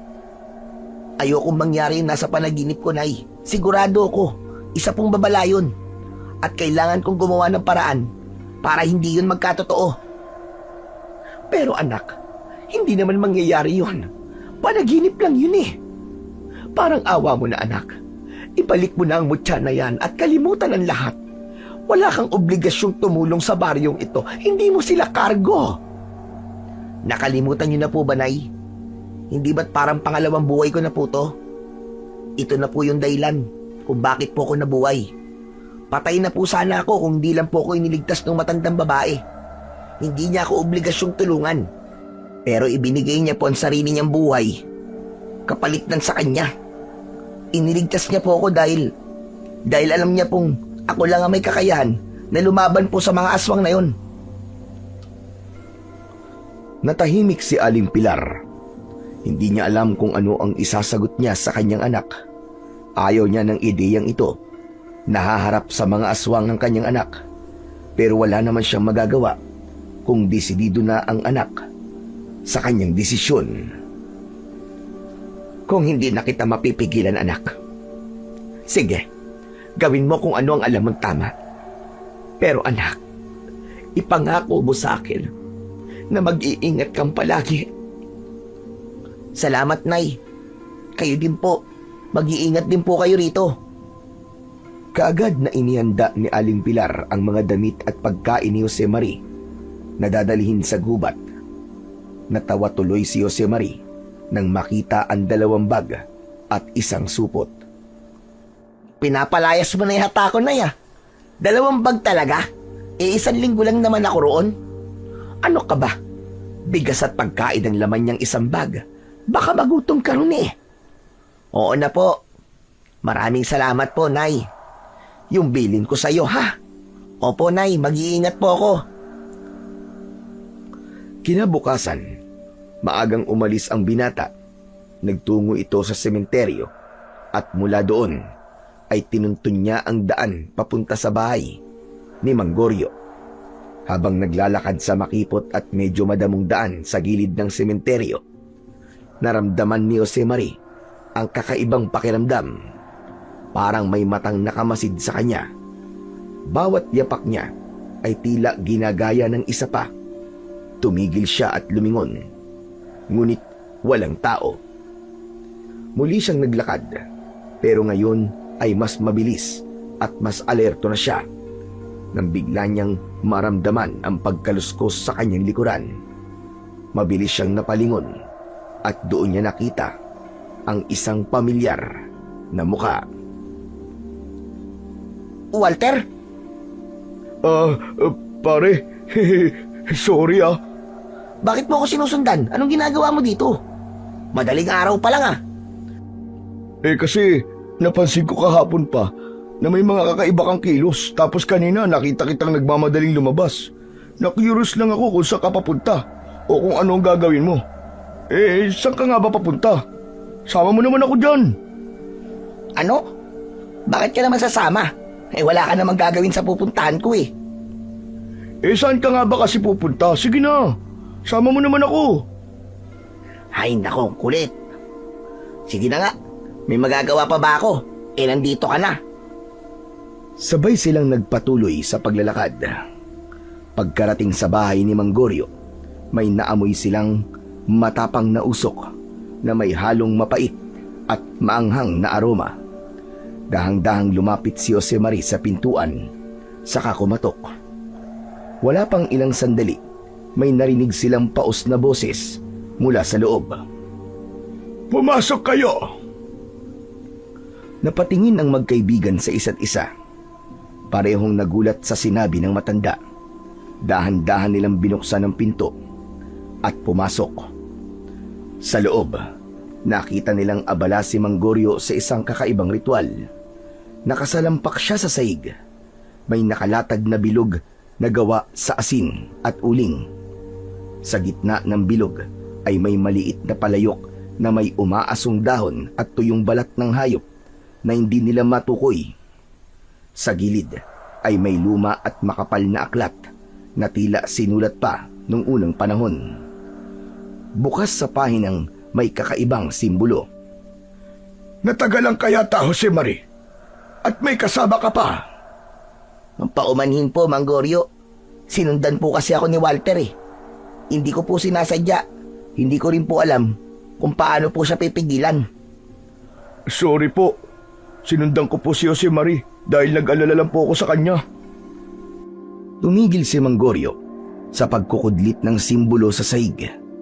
Tinignan niya si Walter mula ulo hanggang paa. Sa kadahan-dahang tumayo. Wala namang problema mga iyo.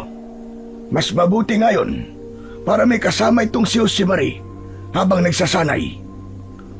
Po, pagsasanay? Para saan po yun? Maupo na muna kayo. Umupo ang dalawang binata sa harap ng matanda. Halata kay Walter ang pagkabahala at pagkausisa, habang si Josemari naman ay tahimik lang. Ang pagsasanay na tinutukoy ko ay hindi gaya ng mga karaniwang ehersisyo o pag-aaral sa eskwelahan. Ito'y paghahanda para sa isang digmaan laban sa mga aswang. Po, mga aswang? Hindi naman siguro lingid sa inyo kung ano kinakaharap ng baryo ngayon, di ba? Si Josemari, siya lang ang tanging sagot sa problema na yan. Kailangan ko siyang ihanda para sa mangyayaring gera. Kung ganun, ay totoong aswang ang mga nambibiktima sa baryo? Tama ka. Bumibiktima sila ng mga bata at hindi yun matatapos hanggat walang humaharap o kumakalaban sa kanila. Uubusin nila ang lahat ng tao sa baryo. Aba, kung ganun po ang layunin, Lolo, pwede niyo rin po ba akong sanayin? Gusto kong tulungan ng kaibigan ko sa misyong yan. Gusto ko rin pong pumatay ng mga hayop na aswang. Sigurado ka ba? Oo naman po, sigurado ako.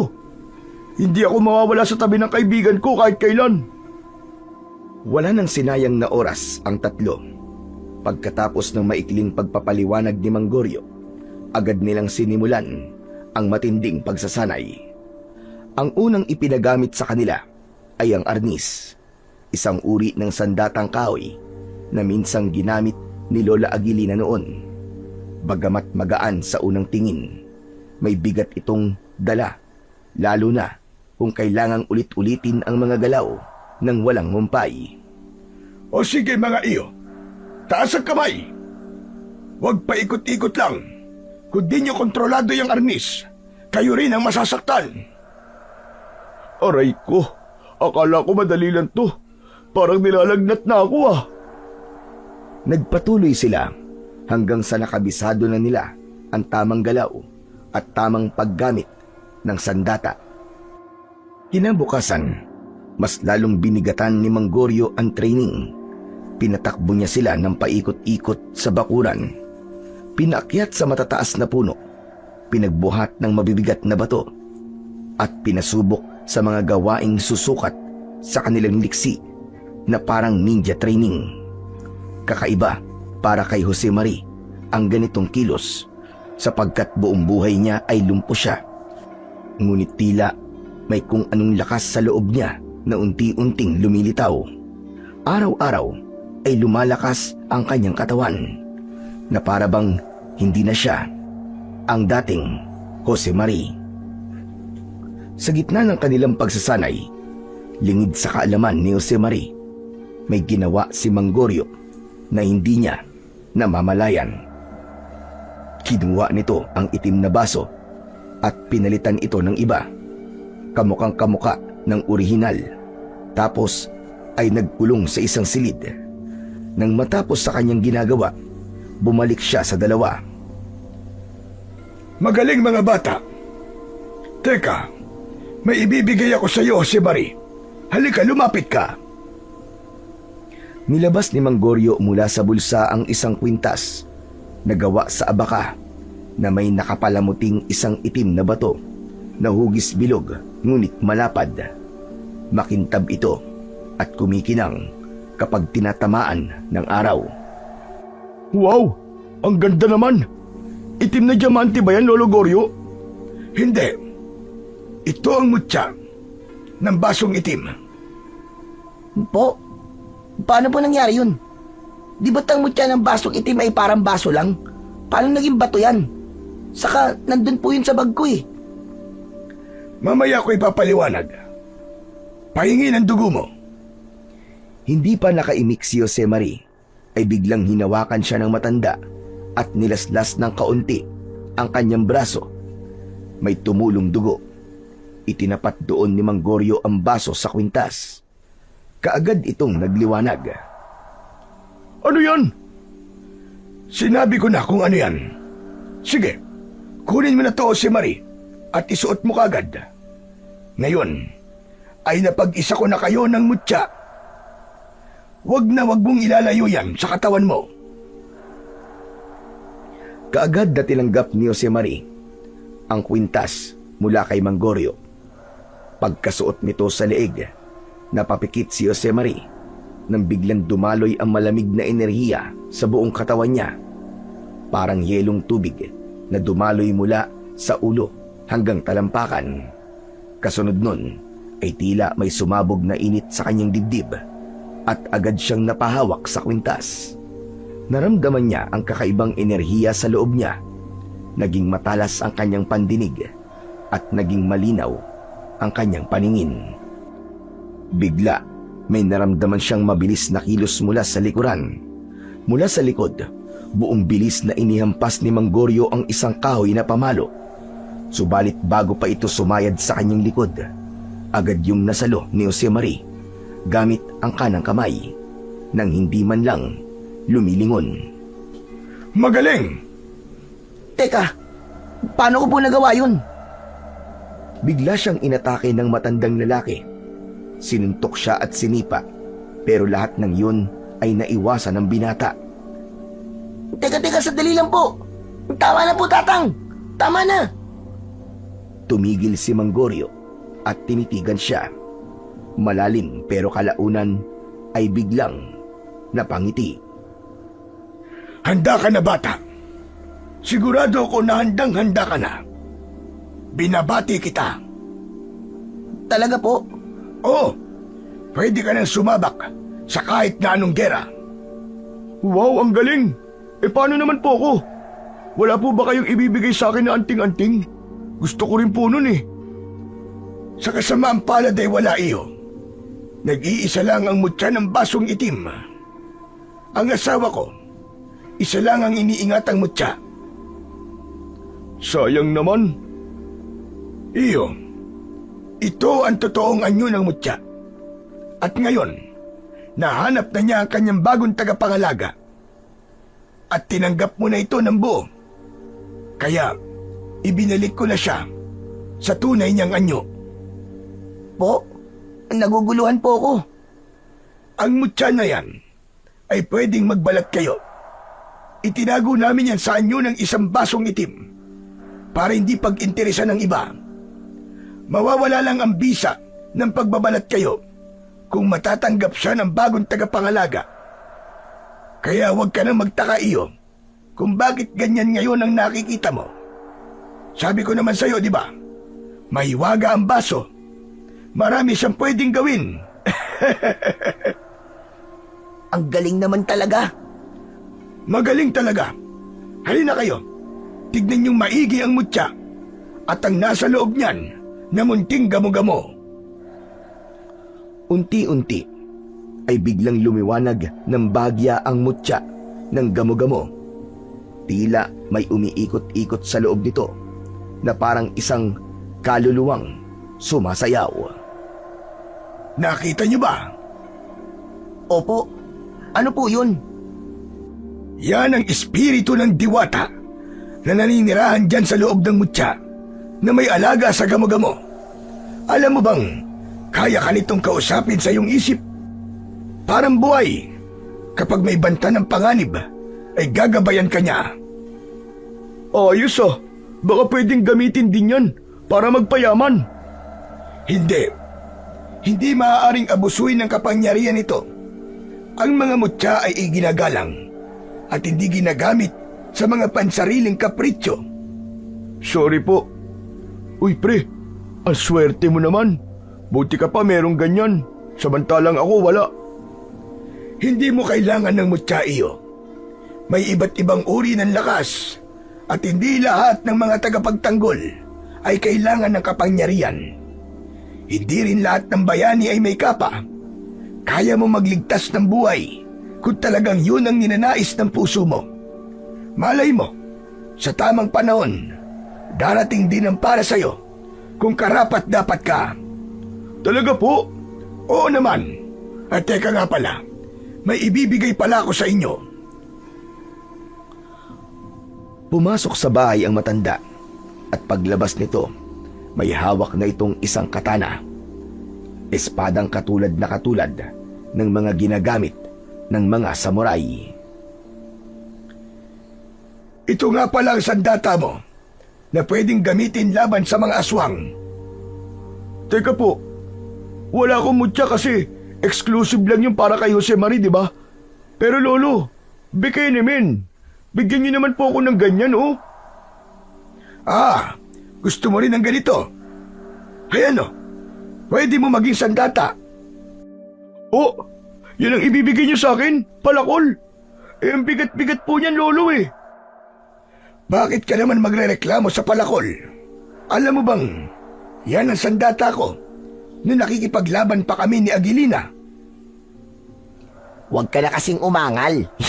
Sige na, kunin mo na sandata mo. Sandali lang. Nagbibiro lang ako.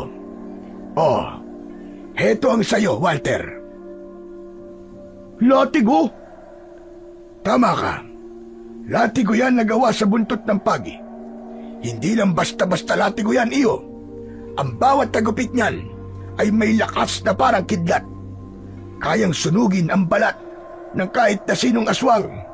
Ha? Parang kidlat? Ganun po talaga kalakas? Oo. Pero hindi lang lakas ang meron yan. Kapag hinampas mo sa lupa yan, kaya nitong lumikha ng enerhiyang kayang itaboy ang masasamang espiritu. May bisa rin yan laban sa mga engkanto at maligno. Pero tandaan mo, Walter, Gamitin mo lang ito kung kinakailangan. Dahil bawat tampas niyan ay nauubos ang lakas ng may hawak. Ayos yan, partner ah. Ako may mutya, ikaw naman may latigo. Tsak na wala ng takas sa mga aswang sa atin ito. Salamat po, Lolo Goryo. Ang astig dito. Parang sa pelikula ko lang nakikita mga ganito eh. Pero hindi ito pelikula iyo. Totoo ang laban na to. May tanong lang po ako. Bakit sa arnis niyo po kami sinanay kung ibang sandata naman palang ipapagamit niyo sa amin? Magaling. Magandang tanong yan iyo. Ang arnis ang batayan ng disiplina, bilis at koordinasyon. Kahit anong sandata pa ang hawak nyo, kung marunong ka sa arnis, alam mo kung kailan at paano titira. Kaya po pala. Sige po, tinatanggap ko po ang latigo, Lolo. Maraming salamat po uli. O siya, may panahon pa kayo para magpahinga. Mabuti pa'y umuwi na muna kayo sa inyong mga bahay at baka nag-aalala na ang mga magulang ninyo. Naku, mabuti po't sinabi niyo yan, Lolo. Ito kasing si Walter eh. Hindi nagpaalam yan eh. Oo nga eh, pero hindi naman ako hahanapin ng nanay ko eh. Masyadong abala yun sa trabaho niya. Hindi naman mapapansin na nawawala ako. O sige na, mag-iingat kayo. Siya nga pala, may ibibilin ako sa inyo at iiwang babala. Yung mga aswang, sigurado ko na nagkalat sila sa baryo at nagpapanggap lang. Huwag kayong magtitiwala kahit kanino. Matuto kayong makiramdam sa paligid nyo. Talasan nyo ang inyong pakiramdam. Tignan nyo ang mga senyales. Paano po namin makikilala ang mga aswang? Ang anino ng mga nagpapanggap na tao ay hindi sumusunod sa galaw nila. Makikita mo din sa refleksyon mo sa mata nila na nakabaligtad ka. Tatandaan po namin yan, Lolo Goryo. Sige na, umuwi na kayo. Mag-iingat kayo. Masaya at puno ng pananabik ang magkaibigang Jose Marie at Walter habang naglalakad pauwi mula sa bahay ni Lolo Goryo. Pagdating ni Jose Marie sa kanilang bahay ay wala doon ang kanyang ina. Bigla siyang kinabahan. Iniwan niya ang sandatang ibinigay sa kanya ng matanda pero dinala ang kanyang bag. Ang kwintas ay itinago niya sa ilalim ng kanyang damit. Lumabas siya at nagtanong sa kanyang mga kapitbahay. Ang mga tao nakatingin lang sa kanya na para bang nagtataka. Doon lang niya napansin na hindi na pala niya gamit ang kanyang saklay. Nagtanong ang mga ito sa kanya. Nawala po ako ng ilang araw kasi may magaling pong manggagamot ako nakilala. Siya po ang nagpagaling sa akin. Manghang-mangha ang mga tao sa kanilang narinig. Naging interesado sila sa magaling na manggagamot pero hindi na ito sinagot ni Jose Marie. Nagpatuloy siya sa paglalakad at nakita niya ang kanyang ina na nasa bahay ng kanyang kumare. Parang may handaan, may mga tao sa bakuran nito at kumakain ng mga handa. Agad na nagmano ang binata nang makalapit sa kanyang ina. Naku, mabuti naman at nakauwi ka na, anak. Miss na kita. Teka, kumain ka na ba? Halika dito. Makisalo tayo sa mga inihandang pagkain ng ninang mo. Nakakahiya naman po, Nay. Ayos lang po ako. Ano ka ba? Handaan naman ito, saka imbitado naman ako ng ninang mo. Halika na. Doon tayo sa kusina para makapili ka. Sumunod si Jose Marie sa kusina at naupo sa bakanting silya. Agad na kumuha ng pagkain ang nanay Pilar niya at napalunok siya ng laway. Nagugutom na kasi siya at saktong-sakto masasarap ang pagkain. Habang hinihintay ang pagkain, lumapit sa kanya si Mang Ruben. Hindi na siya magtataka kung nakita niya ito. Dati pa itong pumupunta sa mga handaan kahit hindi naman imbitado, lalo na kung hindi napapansin ng may bahay. Uy, Jose Marie, nakakalakad ka na pala. Isang himala. Opo, Mang Ruben. Nagpagamot po kasi ako eh. Talaga? Nagpagamot ka?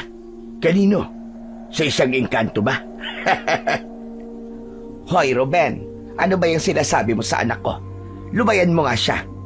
Nagbibiro lang naman ako, Pilar. Ito naman nagsusungit kagad. Pahingi nga rin ako ng plato. Lagyan mo ng ulam at nagugutom ako eh. Tigilan mo ako. Kanina ka pa kumakain. Oh, heto anak, kumain ka na. Huwag mo nang pansinin yung tao na yan.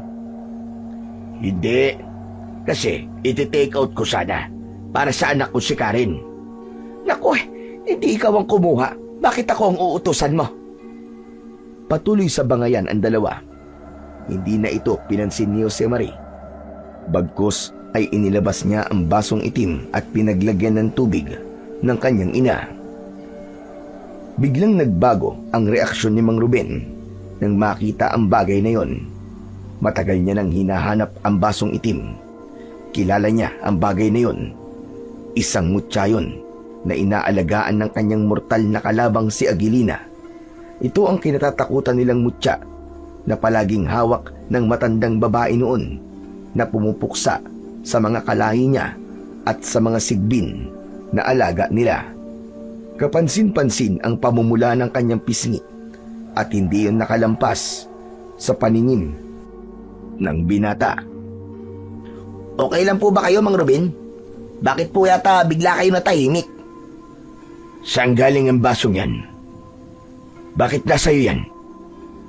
Ah, ito po ba? Galing po to kay Aling Aguilina. Yung matanda po na nagligtas sa akin sa disgrasya. Bakit niyo ko na itanong? Ibinigay ba niya sa iyo yan? Opo. Nako, kung ako sa iyo ay itapon mo na yan. Alam mo bang hindi magandang nagtatago ka ng gamit ng taong namatay na? May kasabihan. Malas daw ang ganyan. Nako, hindi po totoo yun. Alam niyo po bang may magic to? Subukan niyo pong gamitin ito. Inumin niyo po ang tubig. Tignan niyo po. May himalang mangyayari. Nako, wag na. Ayoko. Bakit naman po? Takot po ba kayo sa baso? O sa tubig? Hindi. Nakakadiri. Ayoko yan. Pagmamayari yan ng patay na tao eh. Ilayo mo sa akin yan. Teka. Saan ho ba kayo takot? Sa baso o sa tubig? Tigilan mo na nga ako. Biglang naramdaman ni Jose Marie ang kakaibang kaba. Lalo na nang makita niya ang takot sa muka ng lalaki. Para itong may itinatago. Hindi basta takot lang ang nakita niya sa muka nito, kundi may halong pagkabahala. Parang may alam ito tungkol kay Aling Aguilina at sa mutya ng gamo-gamo. Muli siyang tumingin kay Mang Ruben at sa isang iglap, nakita niyang bagyang umiwas ito ng tingin.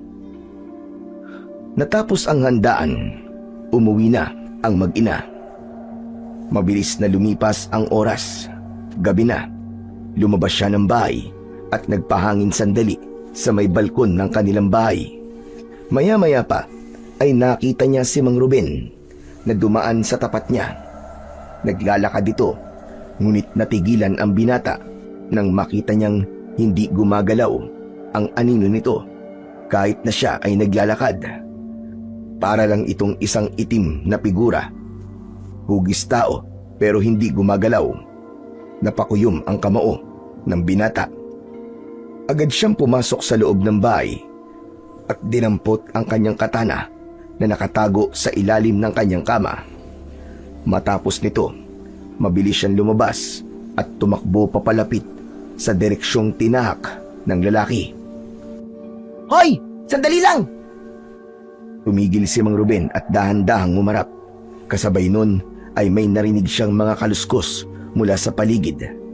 Sa gilid ng kalsada, sa may masukal na parte, isa-isang lumabas ang mga nilalang na hindi niya maipaliwanag ang anyo. Para silang mga kambing, pero halatang hindi normal. Ang mga mata ay pulang-pula at ang mga paa nila pabaliktad, antikwas. Parang may baliktad na tuhod. Lalo siyang kinabahan nang mapansin niyang dahan-dahan silang pumesto sa likod ni Mang Ruben. Mga sigbin, isa kang aswang, Mang Ruben. At yan ay mga alaga mo. Tama ba? Tama ka. Mukhang matalas ang pakiramdam mo, bata. Hindi na kumibo si Jose Marie. Maigpit niyang hinawakan ang katana. Nanatili siyang alerto. Anong binabalak mo ngayon? Kakalabanin mo ako? Hindi mo alam ang ginagawa mo, bata. Hindi mo ako kilala. Hindi mo alam kung ano ang kaya kong gawin. Agad na sumugod si Josemarie at walang takot. Hinampas niya ng katana si Mang Ruben pero mabilis itong nakaiwas. Sanay na sanay ito at ang mga sigbin sa likod niya nagsimula ng umalulong. Isa-isa na ring lumapit sa kanya at nagsimulang umatake. Pagkalapit ng unang sigbin, biglang umatras si Josemarie para umiwas sa matutulis na kuko nito. Pero agad ding sumunod ang isa pa. Tumalon sa ere, patagilid ang katawan, saka dumapo sa harapan niya, parang hayop na sinanay para pumatay. Hinataw niya ito gamit ang katana at tinamaan sa balikat. Umatras ang nilalang, umalulong sa sakit. Sumugod ulit ang dalawang sigbin. Mabilis, parang kidlat. Sa sobrang bilis nila, halos hindi niya na makita ang galaw ng mga paa nito. Sinubukan niyang umatras papasok sa isang eskinita. Gusto niyang dalhin ang laban sa mas makipot na lugar para hindi siya sabayang atakihin. Sinundan siya doon ng mga sigbin at ni Mang Ruben. Labanan mo ako ng patas! Hayop ka! Patas? Walang patas sa mundo na to, bata. Gayong ikaw na ang nagmamay-ari ng basong itim na may mutya ng gamo-gamo, ay kailangan ka ng patayin. Walang makakahadlang sa amin. Sasakupin namin at uubusin ang lahat ng mga tao rito. Hindi ko hahayaang mangyari yun. Dadaan ka muna sa ibabaw ng aking bangkay bago mo masakop ang baryong to. Kung ganon, yung ba ang gusto mo? Tumawa ng tumawa ang lalaki. Maya-maya pa, bigla na lang itong umalulong ng malakas. Parang nagtatawag ng kanyang mga kasama. Magdasal ka na, bata. Parating na ang mga kasamaan ko at sisiguraduhin kong mamamatay ka. Yun ang akala mo. Aba, matapang ka ha? Pero alam ko naman na kaya ka matapang ay dahil nasa iyo ang basong itim na may mutya ng gamo-gamo. Biglang nagliyab ang mga mata ni Mang Ruben. Parang may apoy sa itim na bahagi ng kanyang mga mata. Sumugod ang pinakamatangkad na sigbin. Tumalon ito kay Josemarie. Naitaas niya ang katana at sumalo sa atake. Pero napaatras siya sa lakas. Nabuwal siya sa semento. Natalsikan siya ng laway mula sa halimaw. Tumayo siyang muli at hinarap ang sigbin.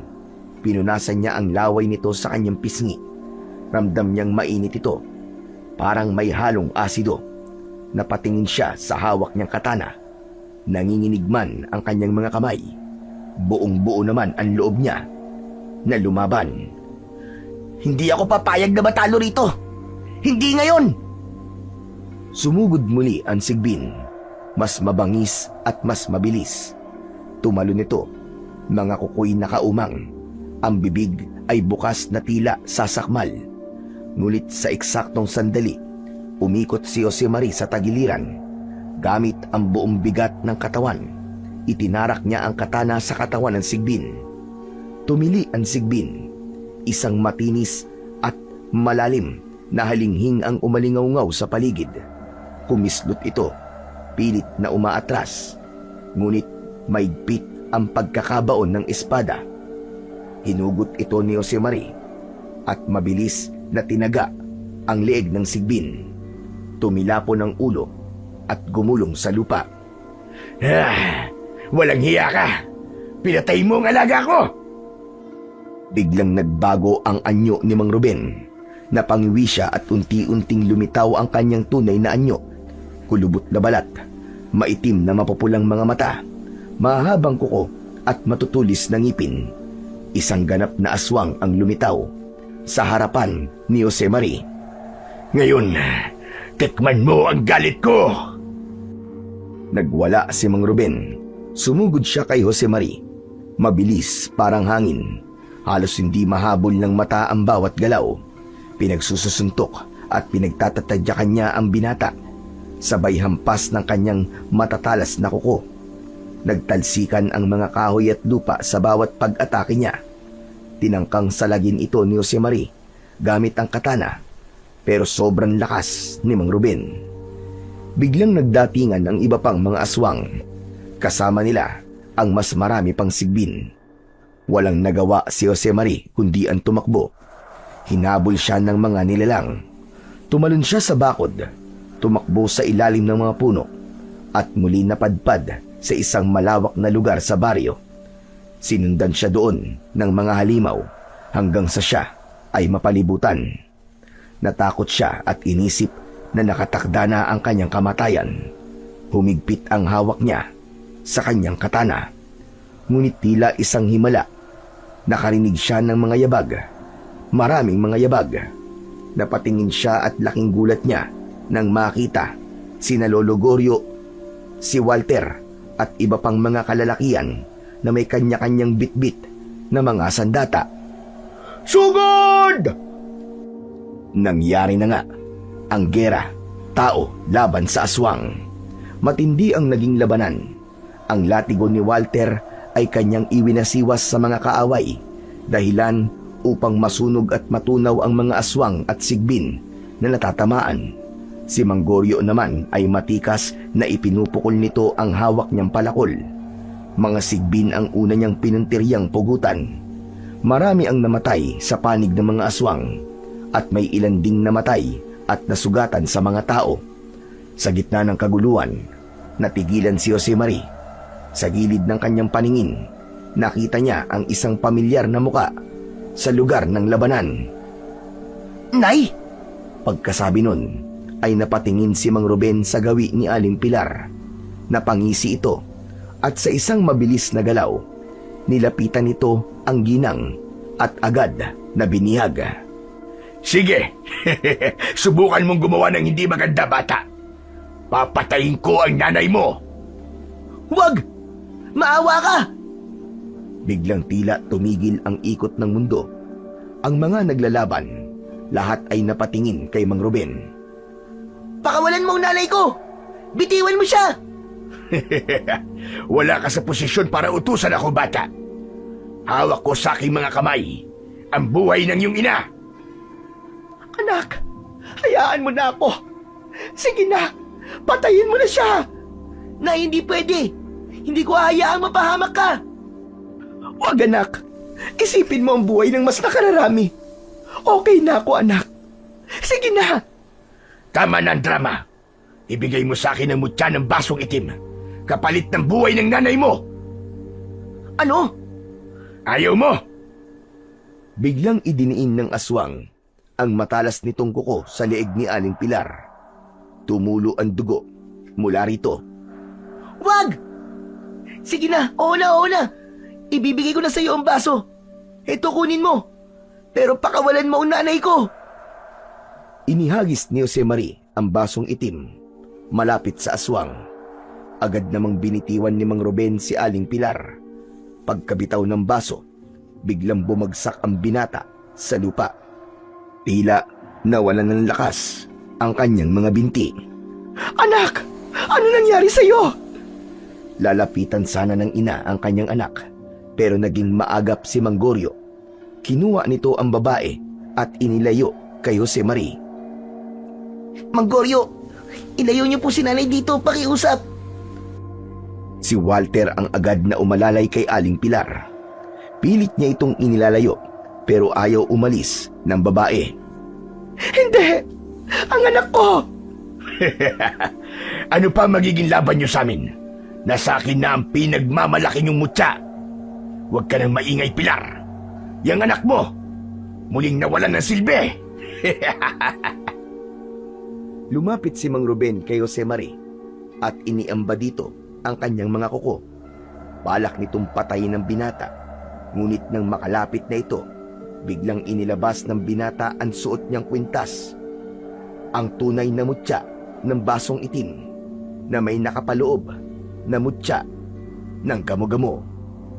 Isang nakakasilaw na liwanag ang lumabas mula dito. Napaatras ng bahagya si Mang Ruben at ang ilang kasamaan nitong mga aswang. Nagtataka naman ang mga tao kung bakit tila hindi makagalaw ng maayos ang mga aswang. Nakatakip ang mga kamay sa kanilang mga muka, parang nasisilaw. Ang liwanag ng mutya ay hindi nakikita ng karaniwang tao, pero nakikita ng mga aswang. May ilang nagliyab ang balat at nagsisisigaw sa sakit. Mga kasama, ngayon na! Patayin ang mga aswang! Muling nag-alsa ang grupo ng mga tao. Sinugod nila ang mga natitigilang aswang. Pinatay ang mga sigbin. Tumalsik ang ulo ng mga ito. Dumanak ang dugo. Hindi! Hindi kayo pwedeng manalo! Kami ang may kapangyarihan! May kapangyarihan ka nga, pero wala silbi kung ginagamit mo naman sa masama. Mamatay ka na! Mamatay ka na! Itinaas niya ang katana. Isang malakas na sigaw ang pinakawalan ng binata. Tumakbo siya. Tumalon ng buong puwersa at tinaga niya ang leeg ni Mang Ruben. Tumilapon ang ulo nito at nahulog sa lupa. Wala na itong buhay. Ganon din ang nangyari sa iba pa niyang mga kasamahan. Nagtagumpay sila. Natapos na ang gera kontra sa mga aswang. Si Jose Mari biglang napaluhod sa lupa. Hingal na hingal, pagod na pagod, pero nag-uumapaw ang saya niya dahil sa kanilang pagkapanalo. Luhaang nilapitan siya ng kanyang ina at ng kaibigan niya na si Walter. Anak! Ang anak ko! Nay, tapos na po. Tapos na po ang katatakutan. Niyakap siya ng maigpit ni Aling Pilar. Makalipas ang ilang araw, unti-unti nang bumalik sa normal ang buhay sa baryo. Wala ng pangamba tuwing sumasapit ang gabi. Ang mga sigbin at aswang ay tuluyan ng naglao matapos ang matinding labanan. Tahimik na muli ang mga gabi at ang dating takot na bumabalot sa bawat sulok ng lugar ay napalitan ng kapayapaan. Gayunpaman, may ilang nagluluksa, lalo na ang mga pamilyang nawalan ng mahal sa buhay. Malungkot sila dahil hindi nila agad napansin ang mga kakaibang kilos ng ilan sa kanilang mga kababaryo. Hindi nila naisip na pinamumugaran na pala sila ng mga halimaw. Ngunit sa kabila ng sakit, natuto silang magbantay. Natuto silang makinig sa kutob. At higit sa lahat, natutunan nilang kilalanin ang tunay na anyo ng kasamaan na maaaring nakatago sa muka ng isang kaibigan, kapitbahay o kakilala. Mula noon, naging mas matatag ang ugnayan ng mga taga-baryo. Sama-sama nilang hinarap ang pagbangon. Sama-sama silang naghilom. Sa gitna ng lahat ng ito, si Jose Mari ang kinilalang bayani ng kanilang lugar. Hindi lamang dahil sa kanyang katapangan, kundi dahil sa kanyang pusong handang magsakripisyo para sa iba. Sa trahedyang kanilang pinagdaanan, may natutunan ang buong baryo na gaano man kadilim ang gabi, gaano man kapanganib ang paligid, basta't may tapang, tiwala, pagkakaisa at pagmamahal, tiyak na mananaig ang liwanag.